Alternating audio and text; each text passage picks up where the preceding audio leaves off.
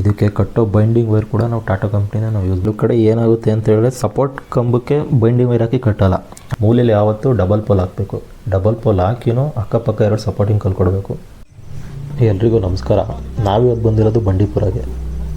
ಇದು Bandipur forest ಲಾಡ್ಜಿಂದ 1 kilometre ಆಗುತ್ತೆ ಈ ಪ್ಲಾಟ್ಗೆ. ಇದು ಟಲರಿಂದನೇ ಕಲ್ಲುಗಳನ್ನ ತರಿಸೋದು. ಯಾಕಂದರೆ ತುಂಬ ಚೆನ್ನಾಗಿರುತ್ತೆ, ನೀಟಾಗಿರುತ್ತೆ, ಒಂದೇ ಲೆವೆಲ್ ಇರುತ್ತೆ, ಎಲ್ಲ ಕಲ್ಲುಗಳು ಒಳ್ಳೆ ಸ್ಕೇಲ್ ರೀತಿ ಇರುತ್ತೆ.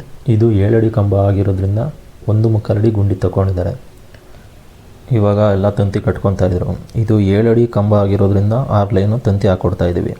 ಈ ಗೇಟ್ಗೆ ಏನಂದರೆ ಮೂಲೆಗೆ ಡಬಲ್ ಕಲ್ಲು ಹಾಕಿದ್ದೀವಿ. ಆ ಕಡೆ ಕಾರ್ನರ್ಗೆ ಡಬಲ್ ಕಲ್ಲು ಹಾಕಿರೋದ್ರಿಂದ ತುಂಬ ಸ್ಟ್ರಾಂಗ್ ಆಗಿರುತ್ತೆ. ಇದಕ್ಕೆ ಕಟ್ಟೋ ಬೈಂಡಿಂಗ್ ವೈರ್ ಕೂಡ ನಾವು ಟಾಟಾ ಕಂಪ್ನಿನ ನಾವು ಯೂಸ್ ಮಾಡೋದು. ಟಾಟಾ ಕಂಪ್ನಿ ಯೂಸ್ ಮಾಡೋದ್ರಿಂದ ಏನೊಂದು ಬೆನಿಫಿಟ್ ಏನಂದರೆ ಇದು ರಶ್ ಪ್ರೂಫ್ ಆಗಿರುತ್ತೆ. ಇವಾಗ ಮಳೆಗಾಲ, ಚಳಿಗಾಲ ಏನೇ ಆದರೂ ತಂತಿ ತುಕ್ಕು ಬಂದುಬಿಡುತ್ತೆ. ಟಾಟಾ ಕಂಪ್ನಿ ಯೂಸ್ ಮಾಡೋದ್ರಿಂದ ರಷ್ಟೇ ನಡೆಯಲ್ಲ. ಈ ಕಡೆ ಏನಾಗುತ್ತೆ ಅಂತ ಹೇಳಿದ್ರೆ ಸಪೋರ್ಟ್ ಕಂಬಕ್ಕೆ ಬೈಂಡಿಂಗ್ ವೈರ್ ಹಾಕಿ ಕಟ್ಟಲ್ಲ. ಆದರೆ ನಾವಿಲ್ಲಿ ಏನು ಮಾಡಿಸ್ತೀವಿ ಅಂದರೆ ಸಪೋರ್ಟ್ ಕಲ್ಗೂ ಬೈಂಡಿಂಗ್ ವೈರ್ ಹಾಕಿ ಕಟ್ಸ್ತೀವಿ. ಆ ಥರ ಕಟ್ಸೋದ್ರಿಂದ ಏನಾಗುತ್ತೆ, ತುಂಬ ಇನ್ನೂ ಟೈಟಾಗಿ ಬರುತ್ತೆ. ಸಪೋರ್ಟಿಂಗ್ ಕಲ್ಲು ಮೂಲೆಗೆ ಯಾವ ರೀತಿ ಕೊಡಬೇಕು ಅಂತ ಹೇಳಿದ್ರೆ ಈ ರೀತಿ ಕೊಡಬೇಕು.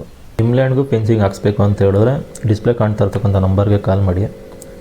ಈ ವಿಡಿಯೋ ಏನಾದರೂ ಇಷ್ಟ ಆಗಿದರೆ ಸಬ್ಸ್ಕ್ರೈಬ್ ಮಾಡಿ.